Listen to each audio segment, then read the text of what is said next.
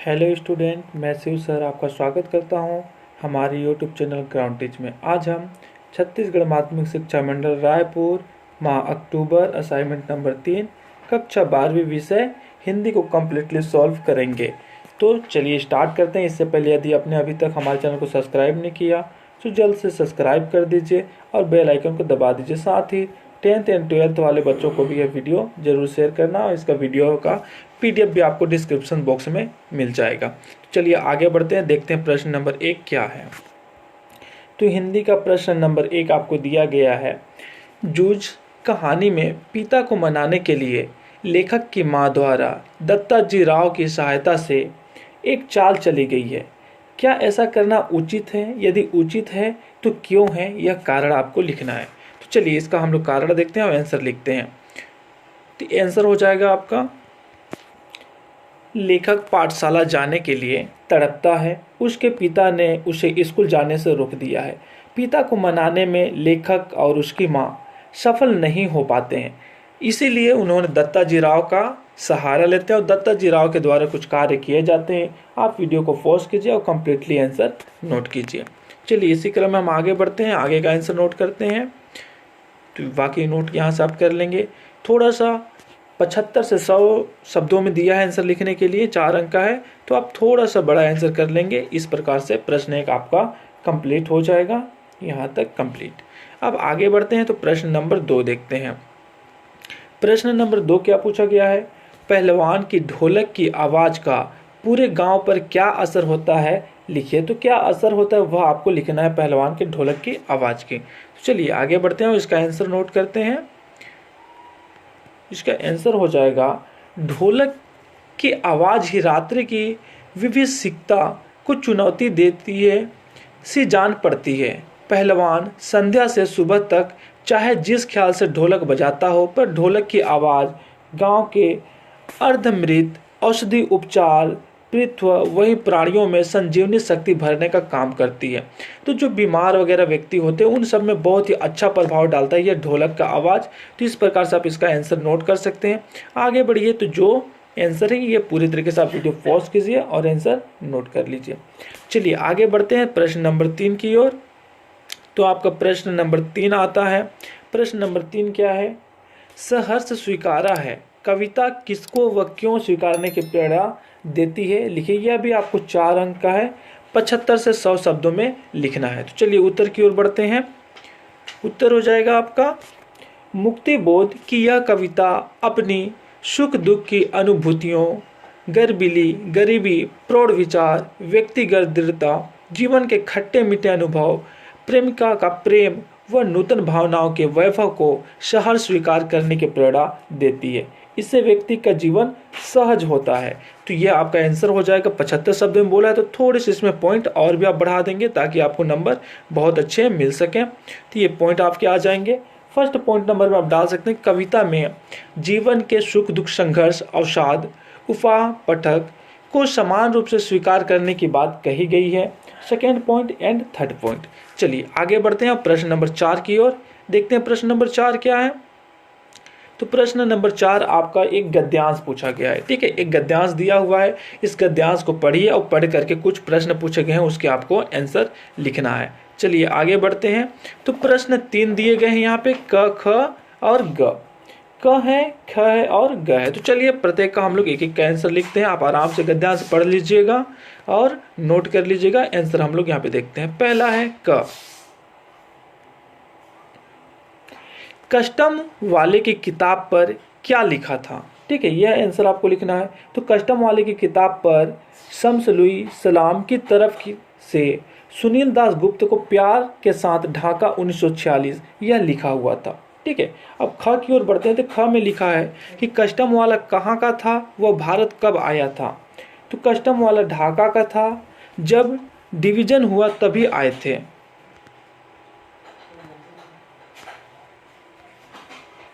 इसी क्रम में आगे बढ़ते हैं। तो ग का उत्तर हो जाएगा आपका, क्या है? कस्टम वाले को यह किताब किसने और कब दी थी? तो कस्टम वाले की आंसर यह हो जाएगा, आप नोट कर लीजिएगा कि शम्सुल इस्लाम की तरफ से सोने की सालगिरह पर दी गई थी। ठीक है, तो आगे बढ़ते हैं। हमारा आता है लास्ट प्रश्न, प्रश्न नंबर 5। कहानी लेखन में चरित्र चित्रण की क्या भूमिका होती है, यह आपका 3 अंक का 50 से 75 शब्दों में आपको लिखना है आंसर, है ना। तो चलिए आगे बढ़ते हैं। बहुत ही सटीक सा आंसर दिया हुआ है, आप इससे थोड़ा सा बड़ा करके भी लिख सकते हैं ताकि आपको चेक करने वाले देख करके आपके आंसर को संतुष्ट हो जाए और अच्छा नंबर दे सके। पात्र का चरित्र चित्रण आप लिख लीजिए यहाँ तक, फिर वीडियो को बढ़ा करके पॉज करके आप इस प्रकार से थोड़ा और इसका आंसर लिख लेंगे तो आपको आंसर का सही नंबर मिल जाएगा। चलिए आगे बढ़ते हैं, अब पूरी आंसर को आप नोट कर लीजिए। इस प्रकार से यह वीडियो कंप्लीट होता है। हेलो डियर स्टूडेंट, मैं शिव सर आपका स्वागत करता हूं हमारे यूट्यूब चैनल ग्राउंड टीच में। आज हम Chhattisgarh board of secondary education Raipur academic session 21-22 month October assignment number 3 class 12 subject English को कम्प्लीटली सॉल्व करेंगे। आपने अभी तक हमारे चैनल को सब्सक्राइब नहीं किया तो जल्द से सब्सक्राइब कर दीजिए और बेल आइकन को दबा दीजिए ताकि मैं दूसरा वीडियो लाऊं तो उसका नोटिफिकेशन आपको तत्काल मिल सके। साथ ही 10th एंड 12th वालों को यह वीडियो जरूर शेयर करें ताकि वो भी अपना असाइनमेंट आसानी से लिख सकें। इस वीडियो का आपको पीडीएफ भी मिल जाएगा जो डिस्क्रिप्शन बॉक्स में आपको लिंक दिया गया है, वहाँ आगे बढ़ते हैं और देखते हैं क्वेश्चन 1 क्या दिया गया है। तो क्वेश्चन 1 यहाँ पे आपको दिया गया है, how did the instructor build a swimmer out of goggles. ठीक है, तो इसका आपको आंसर लिखना है। यहाँ पे एक अच्छा सा आंसर दिया हुआ है, वीडियो को पॉज कीजिए, स्क्रीनशॉट लीजिए और लिखिए। ठीक है, ये आपका आंसर दिया हुआ है। थोड़ा सा आगे बढ़ाते हैं, तो ये कंप्लीट आंसर कीजिए। अच्छे नंबर प्राप्त करना तो थोड़ा सा आपको आंसर बड़ा लिखना होगा, ठीक है, ताकि पूरे वर्ड कंप्लीट हो जाए। तो इस प्रकार से आपका आंसर यहाँ तक कंप्लीट हो जाएगा क्वेश्चन 1 का। अब आगे बढ़ते हैं, तो क्वेश्चन नंबर 2 आता है। क्वेश्चन नंबर 2 में क्या पूछा गया है, what is the sadness that the poet refer to in the poem keeping quiet. तो इसका आंसर आपको लिखना है। यह भी आपको 4 मार्क्स का और 75 to 100 वर्ड्स में लिखना है। इससे भी आप वीडियो को पॉज कीजिए और ये कम्प्लीटली आंसर नोट कीजिए। चलिए आगे की ओर बढ़ते हैं।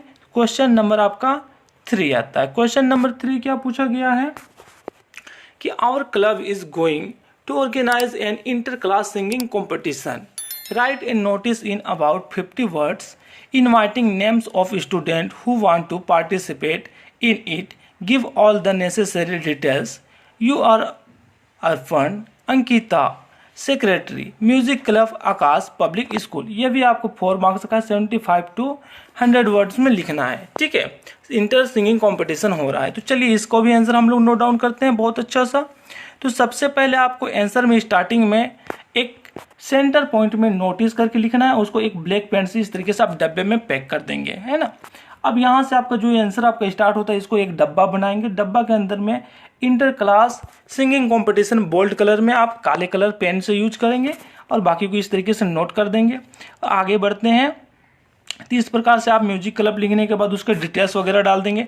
डिटेल्स में यहाँ पे आप डेट डाल सकते हैं, जो भी डेट लिखना होगा आपको, 12 लिखना होगा, 15 लिखना होगा, जो भी मंथ चल रहा है, सन चल रहा है, वो आप अपना यहाँ पे फिल कर देंगे। टाइम डाल देंगे, टाइम लगभग तो आपका 10 से स्कूल ओपन होता है, तो 11-12 के आसपास आप अपना डाल सकते हैं टाइम। तो ये हो जाएगा आपका टाइम एंड डेट। वेन्यू में हो जाएगा स्कूल ऑडिटोरियम।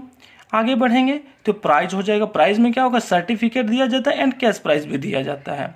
ठीक है, तो इस प्रकार से ये आपका आंसर कंप्लीट हो जाएगा। यहाँ तक इसको पूरी तरीके से आप डब्बे में पैक करके रखेंगे, बहुत अच्छा सा आंसर लगेगा। आगे बढ़ते हैं, तो क्वेश्चन नंबर 4 आता है। क्वेश्चन नंबर 4 में क्या पूछा गया है, you are Anjali Mishra of Raipur, you want an English tutor for our daughter, write an advertisement to be published in the classified columns of a local newspaper. आप अंजलि मिश्रा हैं, आपको अपने डॉटर के लिए एक ट्यूशन चाहिए, ट्यूशन टीचर चाहिए, है ना। तो उसके लिए आपको एडवर्टाइजमेंट देना है, कहाँ, लोकल न्यूज़पेपर में। तो उसके लिए आपको एक एप्लीकेशन लिखना है। ठीक है, तो चलिए आगे बढ़ते हैं और इसका आंसर नोट करते हैं। इससे भी आप सेंटर को एक काले पेन से डब्बे में पैक कर देंगे ताकि अच्छा लगेगा, और इस एप्लीकेशन को भी आप एक डब्बे में डाल देंगे जो आपको लोकल न्यूज़पेपर में डालना है।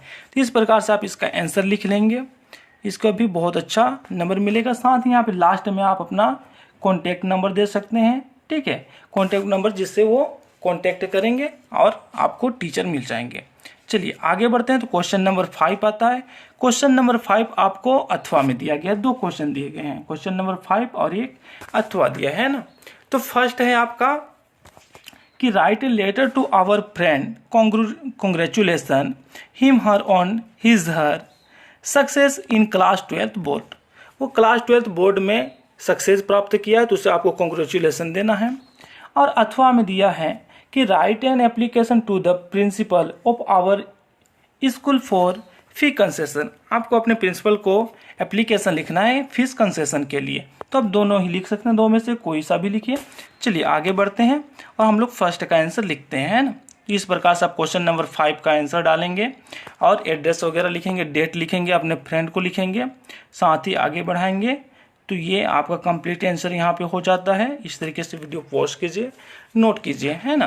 कितने परसेंटेज लाए थे, तो 95% लाए थे, स्कोर किया गया था, जिसके कारण आप उनको कॉन्ग्रेचुलेसन दे रहे हैं। इस तरीके से आप पूरा एप्लीकेशन नोट कर लेंगे। लास्ट में अपना यहाँ पे नाम डाल देंगे, ठीक है, कि आपका क्या नाम है, आप अपना नेम लिख देंगे, उनको बधाई दे रहे हैं। तो इस प्रकार से आपका आंसर कंप्लीट हो जाता है। हेलो डियर स्टूडेंट, मैं शिव सर आपका स्वागत करता हूं हमारे यूट्यूब चैनल ग्राउंड टीच में। आज हम छत्तीसगढ़ माध्यमिक शिक्षा मंडल रायपुर माह अक्टूबर असाइनमेंट नंबर 3 कक्षा 12वीं विषय रसायन शास्त्र को कम्प्लीटली सॉल्व करेंगे। आपने अभी तक हमारे चैनल को सब्सक्राइब नहीं किया तो जल्द से सब्सक्राइब कर दीजिए। साथ ही 10th 12th की स्टूडेंट को भी यह वीडियो जरूर शेयर करें ताकि वो भी अपना असाइनमेंट आसानी से अच्छे से कंप्लीट कर सकें। चलिए आगे बढ़ते हैं और देखते हैं रसायन शास्त्र का प्रश्न नंबर 1 क्या पूछा गया है। तो रसायन शास्त्र का प्रश्न नंबर 1 है कि एक यौगिक ए है, उसको गर्म करने पर बी देता है जो वायु का अवयव होता है, और इस गैस की अभिक्रिया जब H2 से कराया जाता है तो उत्प्रेरक की उपस्थिति में तो एक दूसरी गैस सी बन जाती है जो कि क्षार के प्रतिकृति का होता है। अब इस गैस सी के नमूने में ऑक्सीकरण करने पर डी बनता है जो अम्ल का एक भाग होता है। तो ए से डी तक यौगिकों के पूरे पद को आपको बताना है कि कैसे यह कंप्लीट हो रहा है और कौन कौन से उसमें यौगिक बनेंगे। तो चलिए आगे हम लोग सॉल्व करते हैं। देखिए ये आपका आंसर हो जाएगा। आंसर क्या है आपका, यौगिक ए क्या होगा, NH4NO2 हो जाएगा, ठीक है। जो बी बनता है बी हो जाएगा आपका N2। जब N2 क्या होता है आपका, उसकी क्रिया कराते हैं तो C बन जाता है आपका NH3 बन जाता है और D बनता है आपका HNO3। अब इसका आप यदि समीकरण लिखेंगे तो समीकरण आपका इस प्रकार से हो जाएगा। यहाँ पे समीकरण है, ये समीकरण आप नोट कर लेंगे। आगे बढ़ते हैं तो इस प्रकार से आपका समीकरण आता है।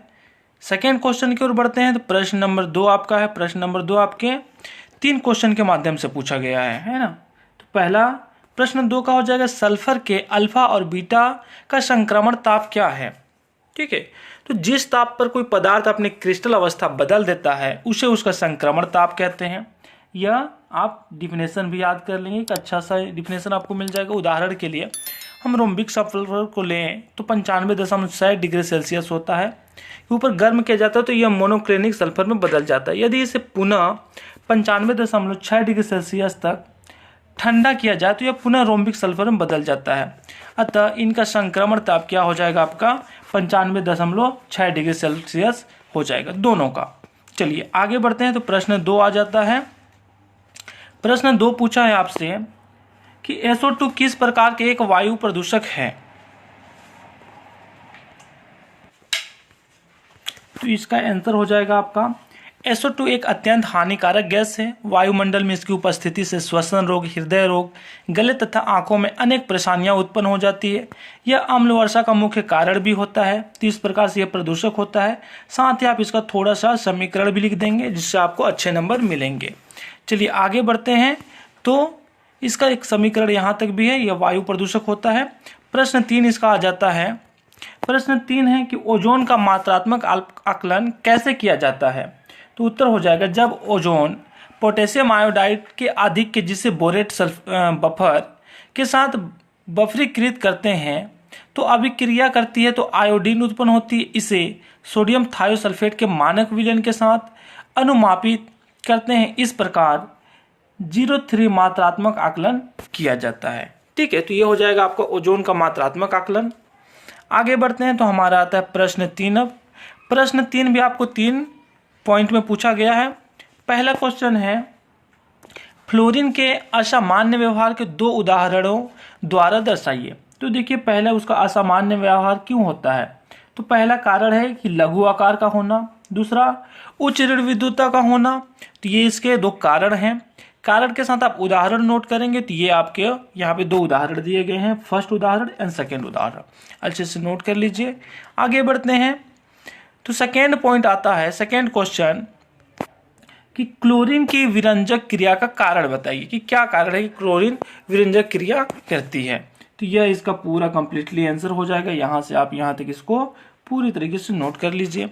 आगे बढ़ते हैं तो प्रश्न 3 आ जाएगा इसमें का, निम्न को व्यवस्थित कीजिए। क्वेश्चन नंबर 3 क्या है आपका, निम्न को व्यवस्थित कीजिए।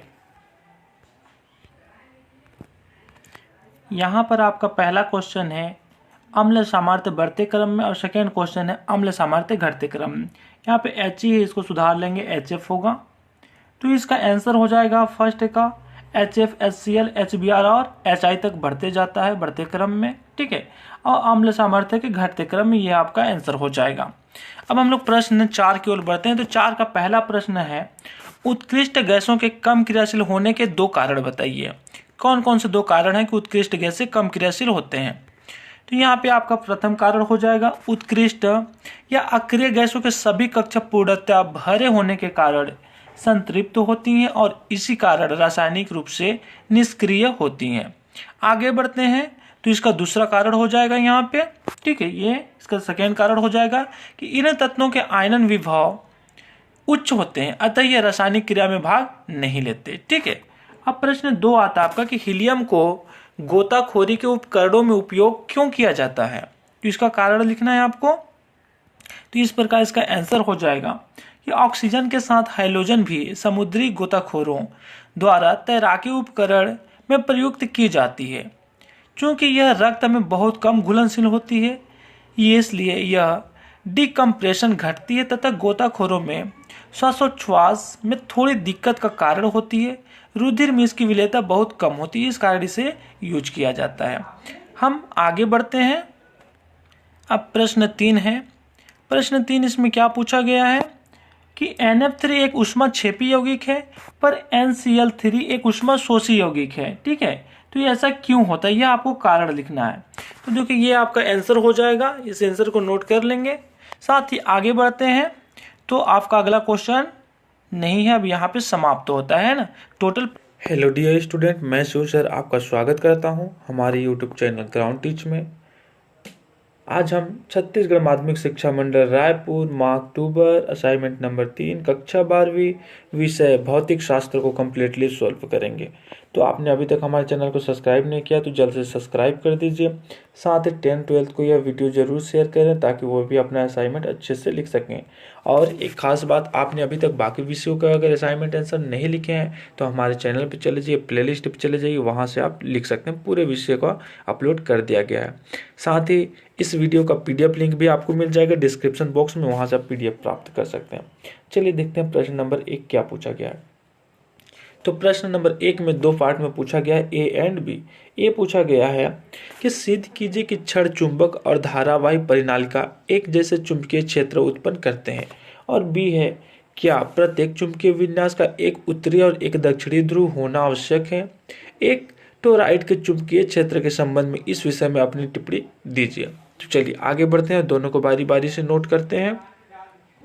तो पहला ए का आंसर हो जाएगा, यहाँ पे आप पॉज कीजिए और वीडियो को कम्प्लीटली नोट कीजिए। तो ए में आंसर हो जाएगा आपका, जब किसी धारावाही परिनालिका को धागे से लटकाया जाता है तो यह परिनालिका एक दंड चुंबक की तरह व्यवहार करता है। जब धारावाही परिनालिका में प्रवाहित धारा की दिशा को बदल दिया जाए तो इसके सिरों पर ध्रुवणता बदल जाती है, ठीक है। तो ये आपका आंसर हो जाएगा। अगला हेडिंग इसी में डालेंगे आप कि क्षण चुंबक का एक धारावाही परिनालिका की तरह व्यवहार। तो ये आप आंसर लिखेंगे, आगे बढ़ाएंगे। एक परिनालिका के यहाँ पे डायग्राम बना देंगे और ये उसका मान होता है, ये dx है, ठीक है। यहाँ पे dx हो जाएगा, ये x हो जाएगा, x माइनस एक्स है, यहाँ पे x हो जाएगा। इस प्रकार हम आगे बढ़ते हैं। तो यहाँ पे आप नोट करेंगे। अगला एक हेडिंग डालेंगे, वृत्ताकार धारावाही कुंडली के अक्ष पर उत्पन्न चुंबकीय क्षेत्र। और इस प्रकार से इसे पूरी तरीके से आप नोट करेंगे, यहाँ से यहाँ तक यह पूरा आपका आंसर हो जाएगा।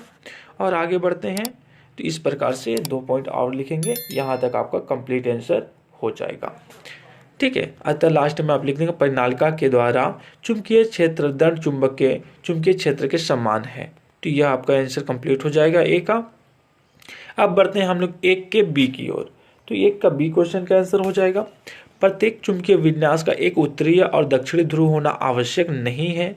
यह तभी सत्य होगा जब चुंबकीय क्षेत्र के स्रोत का परिणामी चुंबकीय आघूर्ण शून्य होगा। ठीक है, तो ये हो जाएगा। अब तो राइट के संबंध में कुछ बोला गया, ये आप नोट कर लेंगे। और आगे बढ़ते हम लोग प्रश्न क्रमांक 2 की ओर। तो प्रश्न नंबर 2 में आपसे क्या पूछा गया है कि विद्युत चुंबकीय प्रेरण के लिए लेंज का नियम लिखिए।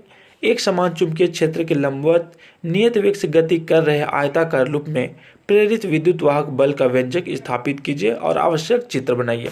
तो सबसे पहले आप लेंज का नियम लिख दीजिए, ये लेंज का नियम है। ठीक है, लेंज का नियम लिखने के बाद आगे हम लोग डायग्राम भी बनाएंगे लेंज के नियम का। तो ये आपका लेंज के नियम का डायग्राम है, इसे आप नोट डाउन कर लीजिए आराम से। ठीक है, एक सिंपल सा डायग्राम है, कुछ खास इसमें नहीं बनाना है। बीच बीच में कुछ इंडिकेशन किया गया है, जैसे एन है, ओ है, एम है, पी है, वी है। तो इस प्रकार आप इनको इंडिकेट कर दीजिएगा, बाकी आंसर बहुत अच्छा होगा। ठीक, आगे बढ़ते हैं। डायग्राम के बाद तो कुछ पॉइंट आप सिद्ध करने के लिए बोला गया, तो ये आप सिद्ध कर लेंगे। यहाँ पे यहाँ से लिखेंगे, माना कि एक आयताकार लूप एक समान चुंबकीय क्षेत्र के लंबवत वेग v से गति करता है। जब p की गति करता है तो क्षेत्रफल परिवर्तित होता है। इस प्रकार से आप इसे पूरा नोट डाउन कर लेंगे, वीडियो रोक करके पॉज कर लीजिए, एक अच्छा सा कंप्लीट आंसर लिखिए। तो यहाँ पे आपका आंसर कंप्लीट हो जाएगा। यही प्रेरित विद्युत वाहक बल है। तो यहाँ पे आपका कंप्लीट होता है 2 का आंसर। अब हम लोग पढ़ते हैं क्वेश्चन नंबर 3 की ओर। तो क्वेश्चन नंबर 3 में आपके पास 3 क्वेश्चन पूछे गए हैं। ए है स्वप्रेरकत्व, बी परिनालिका में संचित चुंबकीय ऊर्जा, और सी है यह चुंबकीय ऊर्जा तथा संधारित्र में संचित स्थिर वैद्युत ऊर्जा किस रूप में तुलनीय है। तो इसका आंसर करते हैं हम लोग, एक एक करते हैं। सबसे पहले हम लोग ए का आंसर करते हैं, 3 का ए। तो यहाँ पे आप वीडियो पॉज कीजिएगा, ए का आंसर लिखेंगे कि यदि किसी कुंडली में बहने वाली धारा एकांक हो तो कुंडली के वृहद चुंबकीय फ्लक्स ग्रंथिकाओं की संख्या को स्वप्रेरकत्व कहते हैं। और उसका गुणांक पूछा था, गुणांक का मात्रक, तो यहाँ पे आप गुणांक का मात्रक नोट कर लेंगे। ठीक है, वोल्ट सेकेंड प्रति एम्पियर होता है। अब आगे बढ़ते हैं तो हम लोग देखते हैं बी, क्वेश्चन नंबर 3 का बी का आंसर। तो यहाँ पे आप बी नंबर डालेंगे और बी का आंसर लिखेंगे कि माना एक परिनालिका का स्वप्रेरकत्व एल तथा धारा आई है, तो परिनालिका में एन फेरे हो तो चुंबकीय क्षेत्र। और आगे बढ़ाते हैं, अब पूरी तरीके से आप वीडियो पॉज करके इस प्रकार से आप आंसर कंप्लीट कर लेंगे। और आगे बढ़ाते हैं तो इस तरीके से आपका यहाँ पे आंसर हो जाएगा संचित चुंबकीय ऊर्जा। चुंबकीय ऊर्जा से आगे बढ़ेंगे तो हमारा आता है क्वेश्चन नंबर सी का आंसर लिखना है। क्वेश्चन नंबर सी में क्या बोला था कि यह चुंबकीय ऊर्जा तथा संधारित्र में संचित स्थिर वैद्युत ऊर्जा किस रूप से तुलनीय है। तो आपको इसका तुलनीय रूप को बताना है। यहाँ पे आपका इस तरीके से आप आंसर नोट कीजिए और आगे बढ़ाते हैं तो ये आपका आंसर हो जाएगा, यहाँ तक नोट कीजिए। अब संधारित्र में संचित ऊर्जा का घनत्व आपको बताना है। ठीक, घनत्व के लिए व्यंजक हो जाएगा। इस प्रकार से आपका आंसर यहाँ पे कंप्लीट हो जाता है। अनुक्रमानुपाती होते हैं। ठीक है, समीकरण 1 और 2 के दोनों के आधार पे आप बता सकते हैं। अब आगे बढ़ते हैं तो क्वेश्चन नंबर हमारा 4 आ जाता है। क्वेश्चन नंबर 4 क्या पूछा गया है कि केंद्रीय नाभिक के चारों ओर परिक्रमा कर रहे इलेक्ट्रॉन के चुंबकीय द्विध्रुव आघूर्ण का व्यंजक व्युत्पन्न कीजिए। कक्षीय चुंबकीय आघूर्ण और चंक्रण चुंबकीय आघूर्ण किसे कहते हैं, आपको यह भी बताना है। ठीक है, तो पहला जो व्यंजक ज्ञात करेंगे वह 3 नंबर का है, और जो आप परिभाषा बताएंगे कक्षीय और चक्रण का, तो ये आपका आधा आधा नंबर का है। तो टोटल 4 नंबर का आपका क्वेश्चन हो जाएगा। चलिए उत्तर करते हैं, आगे बढ़ते हैं। तो इस प्रकार आप यहाँ पे वीडियो पॉज करेंगे, पॉज करके इसे लिख लेंगे क्या होता है। इसके बाद आगे बढ़ेंगे, एक छोटा सा डायग्राम है, एक वृत्त बनाएंगे यहाँ पे आप। ठीक है, एक ही क्या होगा आपका वृत्त होगा। सेंटर से परिधि तक की दूरी आप आर नोट करेंगे, क्या हो जाएगा आर हो जाएगा, और सेंटर वाले पॉइंट को ओ से दर्शा देंगे जो केंद्र बिंदु होता है। तो इस प्रकार से आपका ये डायग्राम कंप्लीट हो जाएगा। आगे बढ़ते हैं तो चुंबकीय द्विध्रुव आघूर्ण का यहाँ पे कुछ मान दिया हुआ, इसे आप लिख लेंगे। इसके पश्चात आपका आ जाता है यहाँ कक्षीय चुंबकीय आघूर्ण। कक्षीय चुंबकीय आघूर्ण जो है चक्र चुंबकीय आघूर्ण है, इनके डिफिनेशन भी लिख देंगे यहाँ पे, तो आपका आंसर कंप्लीट हो जाएगा। अब आगे बढ़ते हैं हम लोग प्रश्न क्रमांक 5 की ओर। प्रश्न क्रमांक 5 में आपसे क्या पूछा गया है? तो प्रश्न क्रमांक 5 आपको 2 भागों में पूछा गया है। पहला है विषुवत रेखा पर पृथ्वी के चुंबकीय क्षेत्र का परिणाम लगभग 0.4 G है। पृथ्वी के चुंबक के द्विध्रुव आघूर्ण की गणना कीजिए और साथ में बी क्वेश्चन है। तो चलिए सबसे पहले हम लोग एक कंप्लीटली सॉल्व करते हैं। तो यहाँ तक आप वीडियो पॉज कीजिए और लिखिए, ये आपका ए का आंसर हो जाएगा कंप्लीट। आगे बढ़ते हैं बी की ओर। तो यहाँ से आपका बी का आंसर हो जाएगा, इसे भी आप नोट कीजिए, वीडियो पॉज कीजिए। आगे बढ़ते हैं तो ये आपका बी का कंप्लीट आंसर हो जाएगा। आप हेलो डियर स्टूडेंट, मैं शिव सर आपका स्वागत करता हूं हमारे यूट्यूब चैनल ग्राउंड टीच में। आज हम छत्तीसगढ़ माध्यमिक शिक्षा मंडल रायपुर माह अक्टूबर असाइनमेंट नंबर 3 कक्षा 12वीं विषय जीव विज्ञान को कम्प्लीटली सॉल्व करेंगे। तो आपने अभी तक हमारे चैनल को यदि सब्सक्राइब नहीं किया तो जल्द से सब्सक्राइब कर बेल आइकन को दबा दें। साथ ही 10th एंड 12th के बच्चों को भी यह वीडियो जरूर शेयर करें ताकि वो भी अच्छे से अपना वीडियो कंप्लीट कर सकें, अपना असाइनमेंट लिख सकें। Thank you. चलिए आगे बढ़ते हैं और देखते हैं प्रश्न नंबर 1 क्या पूछा गया है जीव विज्ञान में। तो आपका प्रश्न नंबर 1 है, डीएनए अणु को आरएनए की तुलना में अच्छा आनुवंशिक पदार्थ माना जाता है, क्यों? यह कारण आपको लिखना है। तो चलिए आगे बढ़ते हैं, इसका देखते हैं क्या कारण है। ठीक है, तो उत्तर लिख लेंगे, उत्तर लिख करके डाल देंगे। कुछ निम्नलिखित कारण है और 3-4 कारण यहाँ पे डाल देंगे। जैसे पहला है, कुछ विषाणुओं के अपवाद के साथ आरएनए के बजाय डीएनए पृथ्वी पर सभी जैविक जीवन में वंशानुगत आनुवंशिक कोड वहन करता है। लगभग सभी जीवों में यह पाया जाता है, कुछ कुछ विषाणुओं को छोड़ करके जो अपवाद स्वरूप हैं। सेकेंड नंबर हम लोग देखें तो डीएनए आरएनए की तुलना में अधिक लचीला और अधिक आसानी से मरम्मत करने वाला कोडॉन होता है।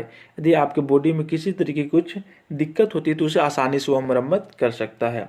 तीसरे नंबर की ओर बढ़ते हैं तो डीएनए आनुवंशिक जानकारी के अधिक स्थिर वाहक के रूप में कार्य करता है, जो जीवित रहने और प्रजनन के लिए आवश्यक होता है। जीवन को बढ़ाए रखने के लिए एक पीढ़ी से दूसरी पीढ़ी के लिए प्रजनन आवश्यकता होता है, इसमें डीएनए अच्छा होता है। ठीक है, अब चौथा की ओर हम लोग बढ़े। चौथा रीजन तो देखते हैं कि डबल पेचदार संरचना के कारण डीएनए अधिक सूचना सुरक्षा भी प्रदान करता है। आपके जो जेनेटिक सूचना होते हैं, कोड होते हैं, उनको अधिक ही ये सुरक्षा प्रदान करता है। तो इस प्रकार से कारण हो जाएंगे 3-4 कारण। ठीक है, आगे बढ़ते हैं तो ये आप और थोड़ा सा कारण लिख लेंगे। प्रश्न क्रमांक 2 की ओर बढ़ते हैं। प्रश्न 2 में क्या पूछा गया है? तो प्रश्न 2 आपका है, आनुवंशिक कोड क्या है? आनुवंशिक कोड के कोई 2 विशेषताएं लिखना है। तो पहले तो आपको आनुवंशिक कोड क्या होता है उसके बारे में बताना है, इसके बाद आपको उसकी विशेषता लिखना है। ठीक है, चलिए सबसे पहले आनुवंशिक कोड लिख लेते हैं।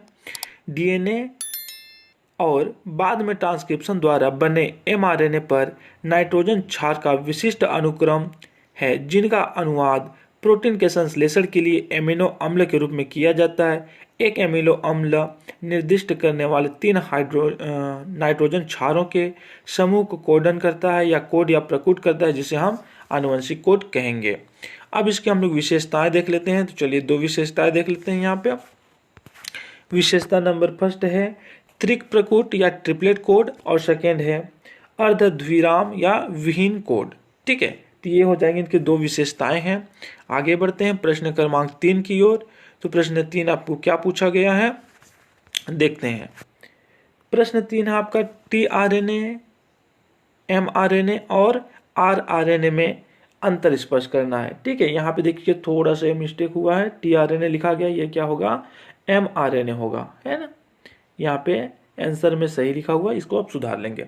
तो टीआरएनए, एमआरएनए और आरआरएनए या राइबोसोमल आरएनए में क्या अंतर है, ये आपको स्पष्ट करना है। चलिए आगे बढ़ते हैं और 3-4 इसका अंतर हम लोग नोट करते हैं। तो पहले नंबर का अंतर ये हो जाएगा आपका।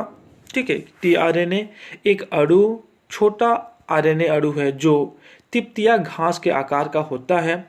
एमआरएनए की बात करें तो एमआरएनए आपका हो जाएगा आरएनए अणु का एक उप प्रकार है जो प्रसंस्करण के लिए डीएनए कोड के एक हिस्से को सेल के अन्य भागों में ले जाता है।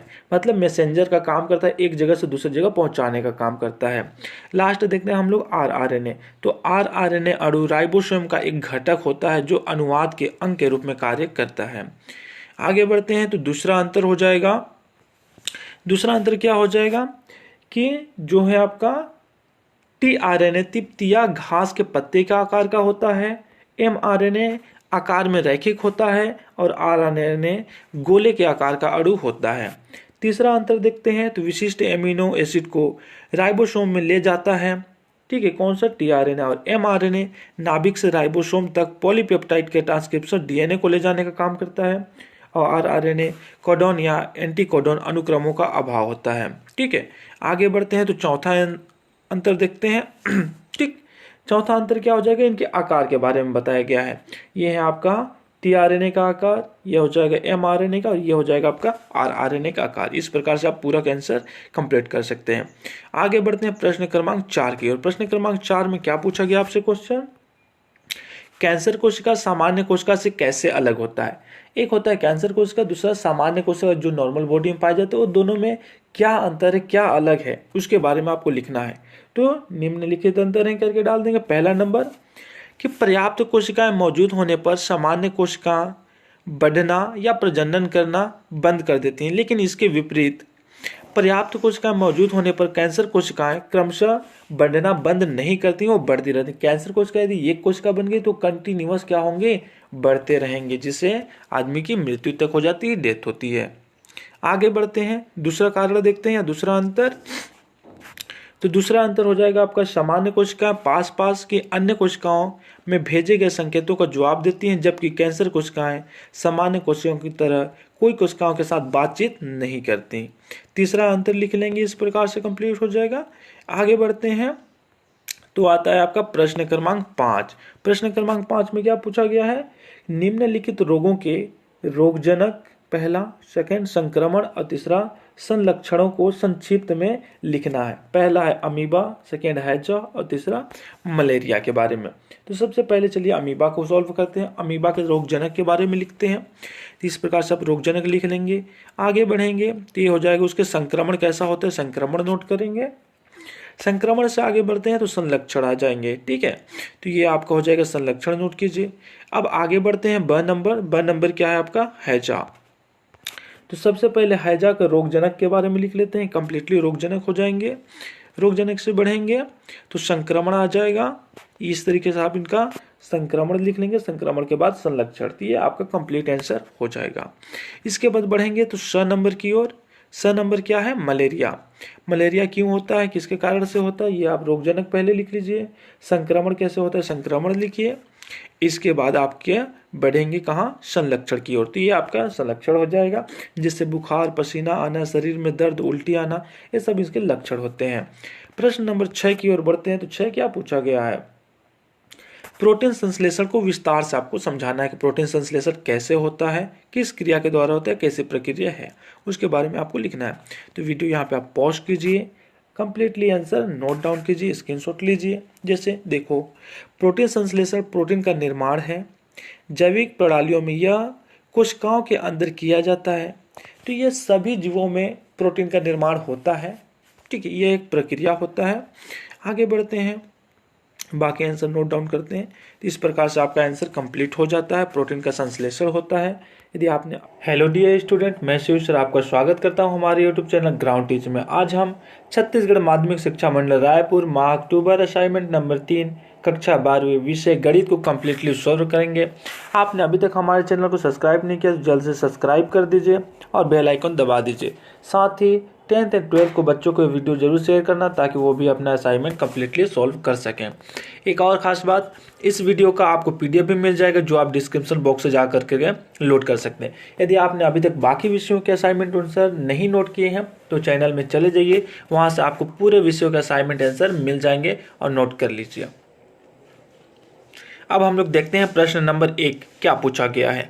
तो प्रश्न नंबर 1 है, किसी बिंदु पर फलन के सातत्य की परिभाषा लिखिए तथा निर्धारित करना है आपको कि परिभाषा एक संतत फलन है। ठीक है, जो यहाँ पे f(x) के वैल्यू दिया गया है। तो चलिए आगे बढ़ते हैं और इसको कम्प्लीटली परिभाषित करते हैं कि सत्य है कि नहीं है। ठीक है, तो यहाँ पे आप वीडियो को पॉज करेंगे और कम्प्लीटली यहाँ से एक वैल्यू ये पूरा नोट कर लेंगे आप। शांत तथ्य की जो परिभाषा, एक फलन निरंतर होगा या संतत होगा यदि x बराबर a होगा। ठीक है, तो f0 का मान नोट कर लेंगे, f0 + 0, इस प्रकार से आपका यह वैल्यू हो जाएगा। आगे बढ़ते हैं तो यहाँ तक आप कंप्लीटली नोट कर लेंगे, बराबर 0 हो जाएगा। ठीक है, तो यहाँ इसके बाद आता है f0 तो यहाँ पे आपका जब प्लस होगा कि f0 + 0, f0 - 0 और f0, अतएव x = 0 पर दिया हुआ फलन शांतत्य है। तो यहाँ पे आपका आंसर कंप्लीट हो जाएगा एक का। आगे बढ़ते हैं प्रश्न नंबर 2 की ओर।